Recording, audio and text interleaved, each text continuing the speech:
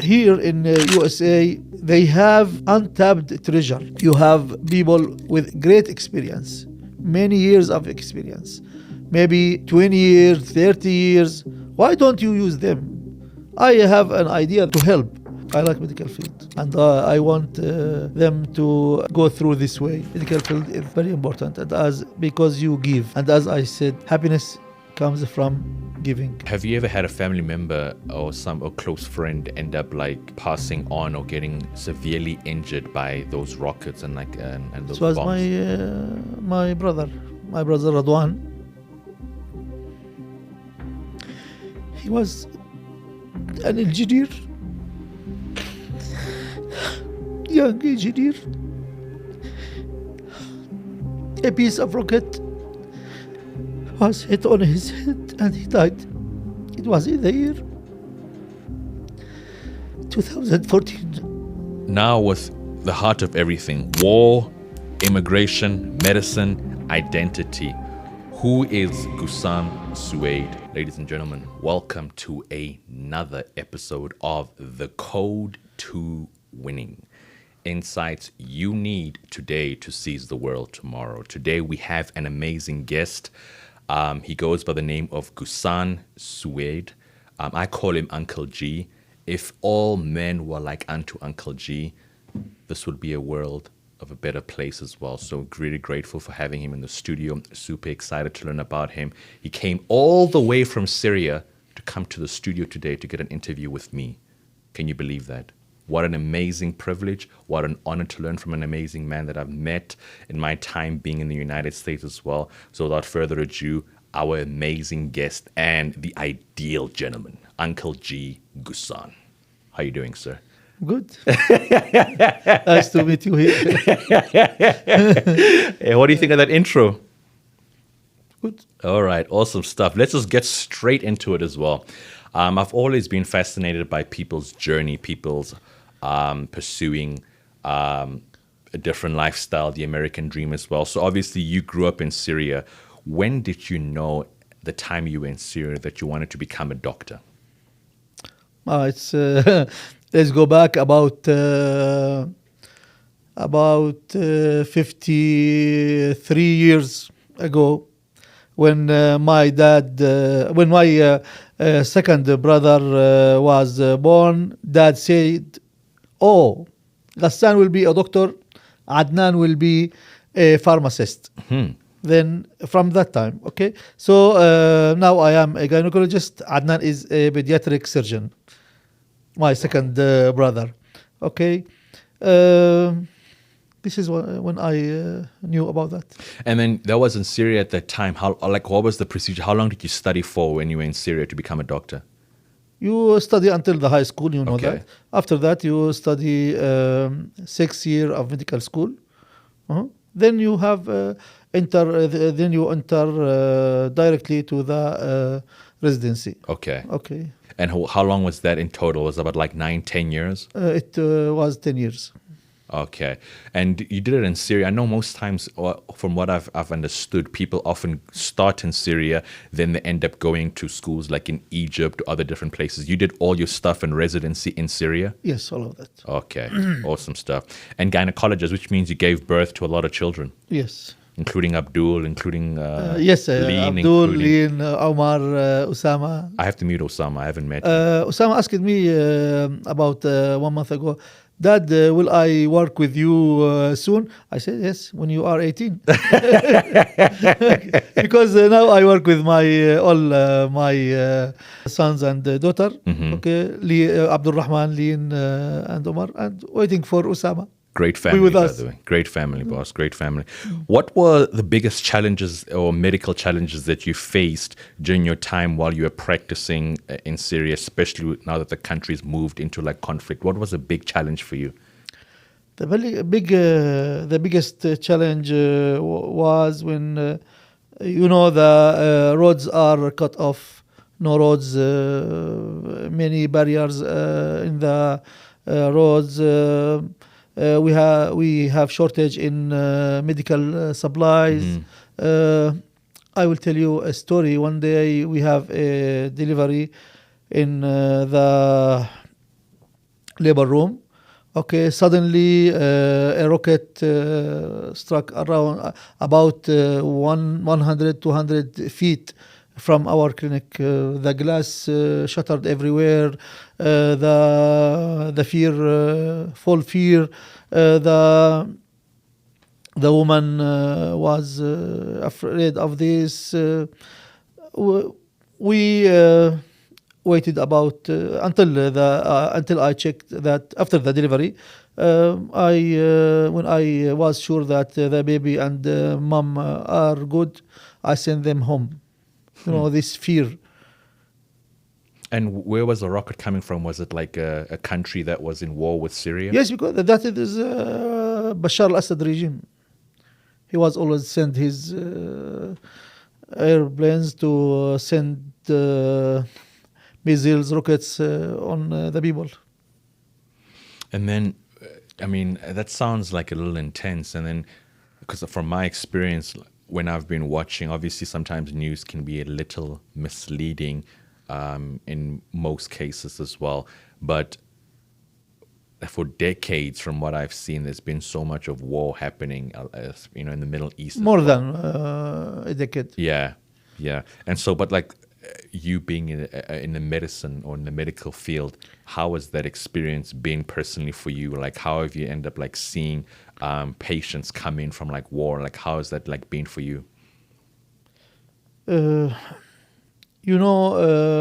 was years of fear, but when you see the patient's recovery, you will be happy. We were fighting against the despair.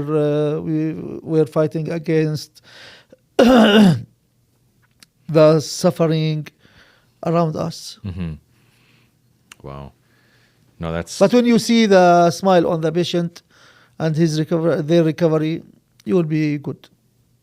But did that ever have like emotional weight on you when you get to see what people are experiencing? Yes, of course, Yes, of course. Like, you see when the rockets fell on the civilian places, you see the dead bodies cut on the ground.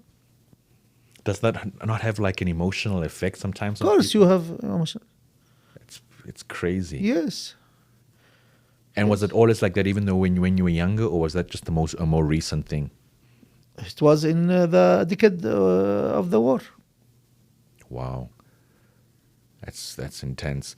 When was that moment when you decided, hey, listen, it's time for me and my family to try and pursue a different journey. Let us now go to the United States. When did you decide that?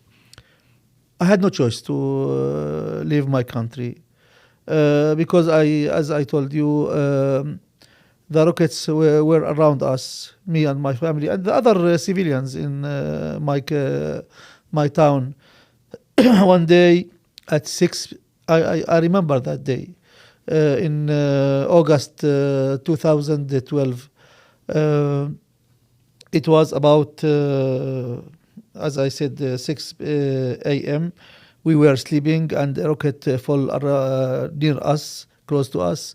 So one Omar, Omar, he was a young child. He was sleeping, and when the explosion occurred, he jumped about 2 meters. I was afraid he will lose his mind. This is one of the causes which pushed me to leave. In additionally, you can say that there was the doctors, businessmen who supposed to have family, to have money, were kidnapped to pay ransoms. Sometimes you pay ransom and you were sent as a dead body to your relatives. Wow. So because of that, I was forced to live with my family. Huh. And have you ever had a family member or a close friend end up like passing on or getting severely injured by those rockets and those This was bombs? my, my brother Radwan. He was an engineer, young engineer. A piece of rocket was hit on his head and he died. It was in the year 2014.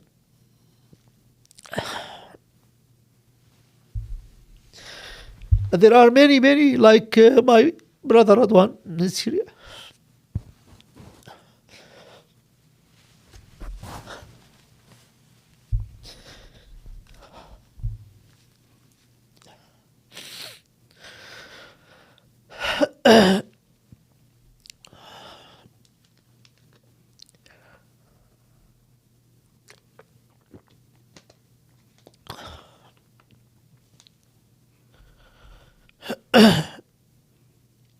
This was the case in my country.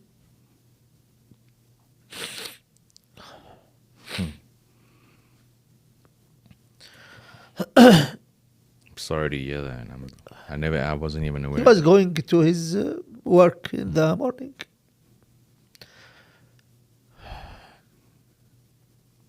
I know that's the brother that you said when you were born, like in the 50s. Your dad said you're gonna be that. You're gonna be that. No. That my brother Adnan. He is working now in Abu Dhabi. Mm-hmm. That was my maybe eighth brother. So sorry to hear that. Condolences to your family, Uncle G. Was that the moment you decided I have no choice, I have to leave? No. This happened after I left. Okay, because you left 2012, I left, right? Yes, 2012. Okay, awesome stuff. And the transition, you were a doctor, obviously in Syria, a very good doctor, well known, a lot of experience as well. When you transferred over to the US, you end up just becoming a physician or a nurse. What was the transition like? I work here in a famous medical research company. Mm-hmm. But I work here in a position less than a nurse. When I came here, I suppose, or I thought I will work as a doctor or maybe assistant. This is a problem here in the USA. I will tell you something about Dr. Rodolph Nissen. Dr. Rodolph Nissen was a very famous physician in Germany. He came to the USA as a refugee, I think after the World Second War. He was put to be as an assistant, although he's a very, very famous and he taught most of the doctors from his books, from his experience. Okay, when he came here, they put him as an assistant for 2 years. Then he had his own clinic. By occasion, he discovered that Albert Einstein has something called in medical aortic aneurysm, which maybe if it explodes, it will kill the man. He did an operation for him in the year 1948, and Einstein lived after that for about 7 years until he died in the year 1955. So he helped Einstein, the biggest mind in the world. Here in USA, they have untapped treasure.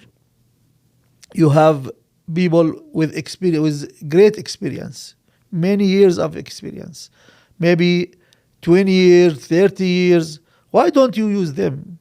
I have an idea an idea for to help.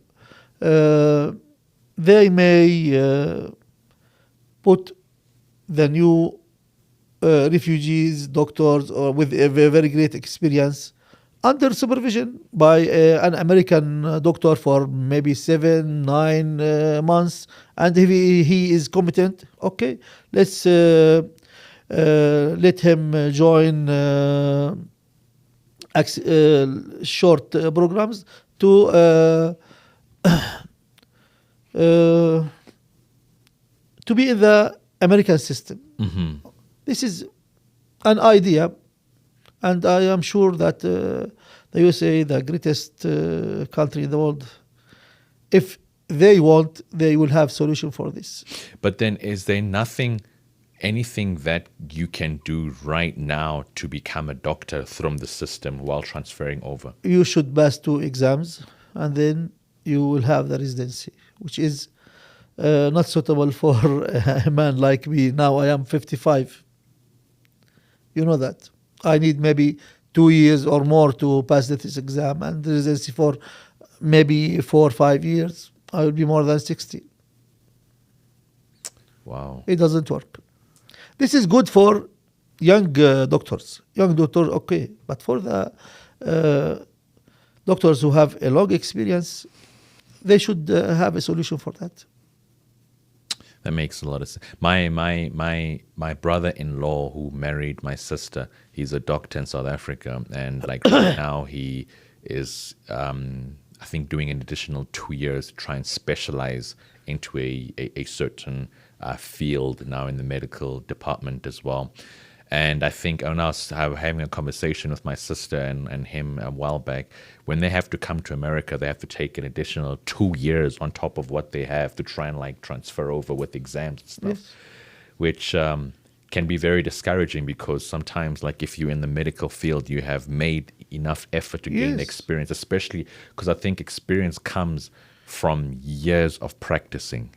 This So is experience is not necessarily writing something out like A, B, C, D. Yes, A, yes. B, C, D. That's not experience. This is what I told you. Here in the USA, it's illogical to bring a high school graduated and ask him to learn the alphabets. It's illogical. After this long experience, I think they can have a solution for that if they want. Doctors here, like me, are not a burden. They are part of the solution if they use them well. And now that's what I was about to say, because doctor is one of those professions that's very, very important. And I often feel sometimes experience is equally, or if not important than any other like attribute that's needed for somebody in that specific field, because it's years of practicing. They've done operations. They've given this thing. They've done that thing, especially depending on what somebody has specialized in as well. And what's your suggestion? I know you kind of said program. Like, what other suggestion would you say can be done to try and improve in that field, to try and help people when they come over to still continue practicing? I told you there should be a period under the supervision of American doctors. Then, if they are competent, let them undergo special programs, short programs, to be in the American medical system. So tonight, you and I will write a letter to President Trump. Okay. Inshallah. I sent a letter to the governor of the state about 2 years ago about this, but no one replied me. Maybe he did not say that. The letter. I recently interviewed the congressman who's for this area. He was he's a politician who works in the House or the Senate, or like the House of Representatives. So, Yes. We will write something to the governor soon, Uncle G. We will, Okay. 100%. I mean, leaving your homeland is something that's always going to be painful, because as much as you can pursue an opportunity somewhere, home will always be home. Like I'm the same way. I've been in the US for 10 years or so, but home is always home. What part of you do you carry of Syria every single day, besides the delicious food, inshallah? Beside that, I will tell you what I missed when I am here. I missed my mom's warm hug. I missed my dad's wisdom. I missed our meeting, me and my brothers and sisters on Fridays. I missed the sleeping under the olive trees in my village. I missed the smile of my patients. I missed their prayers after recovery. I missed all of that. And this, I carry this in my soul. How often do you go back home? How often? No. Zero. I left my country in the year 2012, and I'm here. You've never been I to never visit? been there after that. Family and kids are here, but the rest are in Syria. Do you communicate with them regularly? Of course. Of course. Thanks for the social media, for WhatsApp, for Messenger, like this. What message would you say to them right now? I know you speak to them, but like, I know I'm going to try and get lean in them to send them this episode. Like, what's something you'd want them to know? You know, that I am away from there, but I am with them always. Inshallah. Inshallah.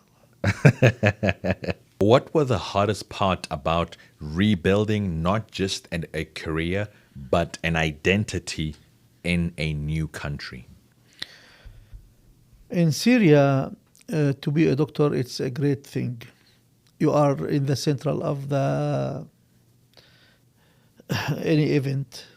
In Syria, to be a doctor, it carries a ton of respect to be a doctor because you help people, you provide them for what they need. You know, for me, which that will make me happy because for me, happiness comes from giving. When I came here, I am working now in a position less than a nurse. In the first, I felt it's not good for me, but when I remember that there are bills to be paid, it will be okay. No, I like that. And the thing I want to talk about, I mean, obviously you were a doctor there, and you say you're less than a nurse. How has that helped your interaction with patients now that you actually like see them a bit more than a doctor?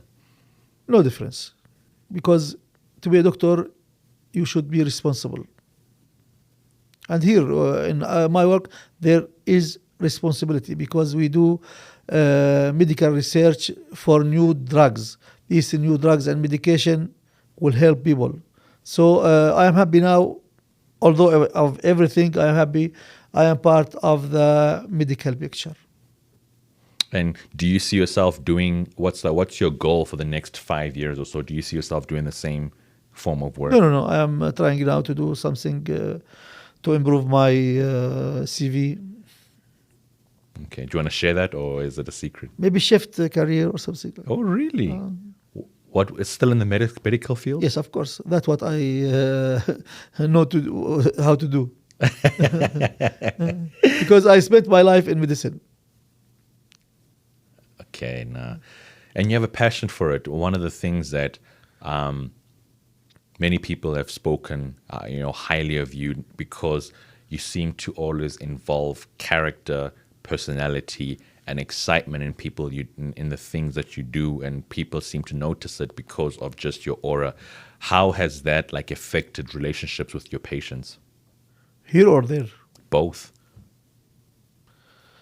My relationship with the patients is based on respect. It's based on responsibility to give them the best I have. Inshallah. Inshallah. Inshallah. Inshallah. What advice would you give somebody right now? Let's say they are coming from a different country and they want to try and study school here, knowing your experience and what you've done before. What advice would you give them? I like medical field, and I want them to go through this way. Medical field is very important, and because you give, and as I said, happiness comes from giving.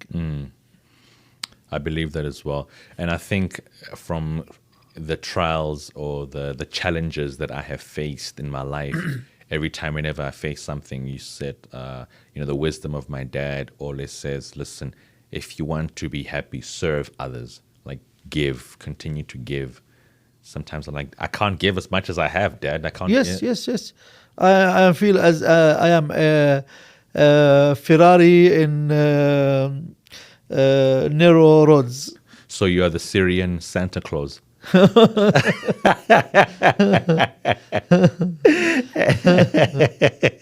What do you wish, like the American public, what do you wish they understood a bit more about refugees and immigrants?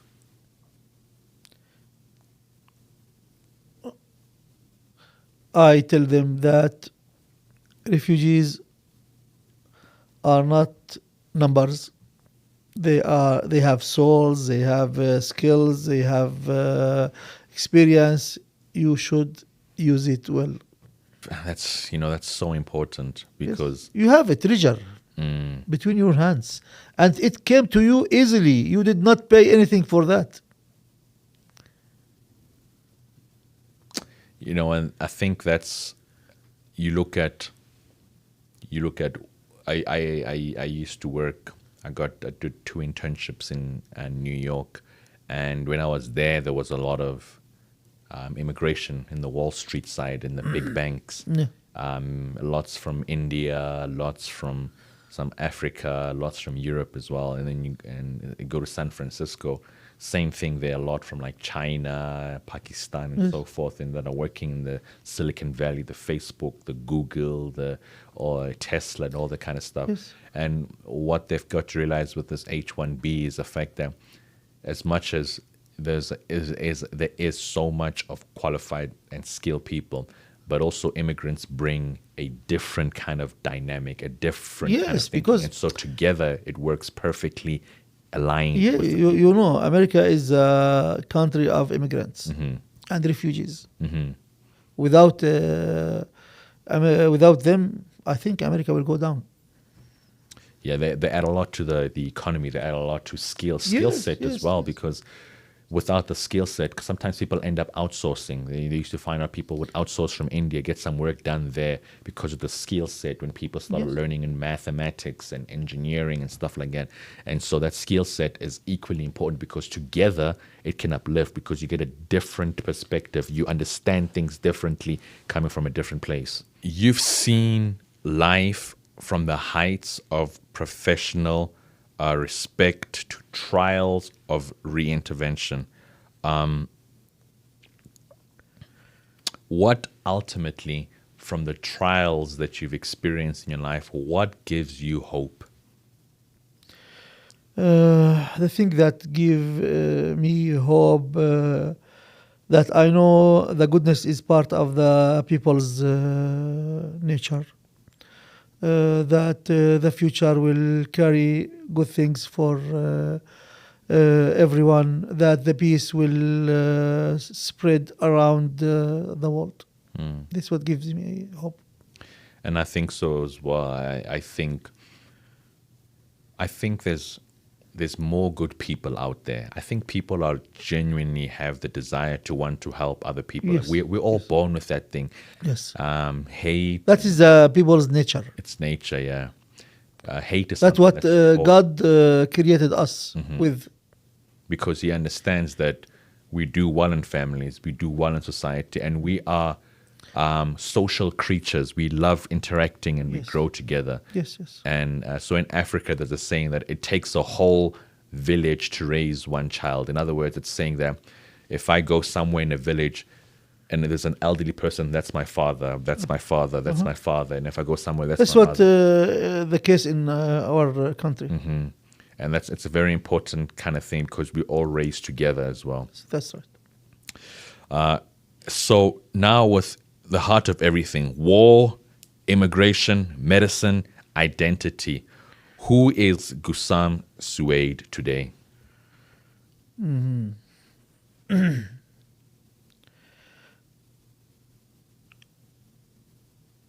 Ghassan Souid now is a mixture of the past, which will not be forgotten. Mixture of the the trying to find a new meaning of the life, mixture of trying to have new ways, new horizons. Perfect. And then the last question, because my podcast is called The Code to Winning. When you think of the word winning, what does winning mean to you? It means for me hardworking. It means for me the disciplines. It means for me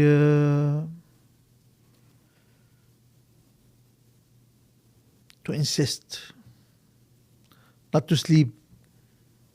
You should work always. So in other words, winning means Cristiano Ronaldo. Really, I like Messi more than I will tell you. Really, I like to answer your question. Really, I like Messi more than Cristiano, but Cristiano is the meaning of hardworking.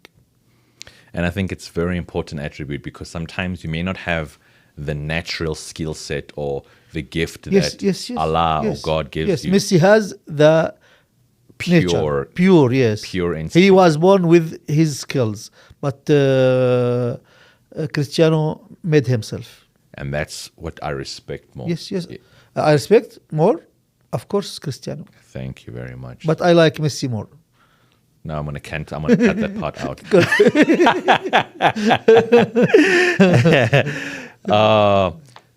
The code to winning. It's been a great privilege having Ghassan. Like I said, one of the finest people I've ever come across. A true champion who defines character building, who defines, ideal gentleman. He is just a people's person, and he's a light around everyone that comes across him as well. An amazing immigrant story from a person who has faced and has seen a lot of like war and has experienced a lot of tribulations and trial. And he has joined us in the studio in sharing that. So be sure to tune in and give any feedback you may like in the description section as well. So without further ado, thank you, ladies and gentlemen, Uncle G, Ghassan the Great. Thank you, boss. Thank you. Inshallah.